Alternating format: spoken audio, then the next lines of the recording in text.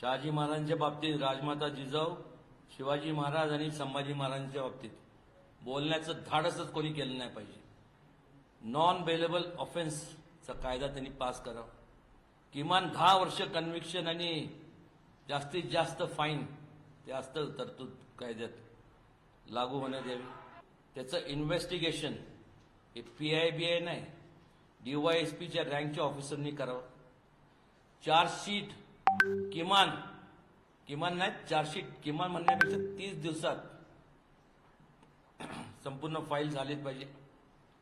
Tribal by sessions court, fast track basis आणि disposal 6 महिन्याच्या आत झालं पाहिजे. नाहीतर आपण पाहतो केस चालू राहती, त्यानंतर माणूस आहे तो गेला तरी केस चालू राहतात. जर कोणी लोकप्रतिनिधींनी जर वक्तव्य केलं त्याला त्या क्षणी त्याचं डिस्क्वालिफिकेशन झालं पाहिजे.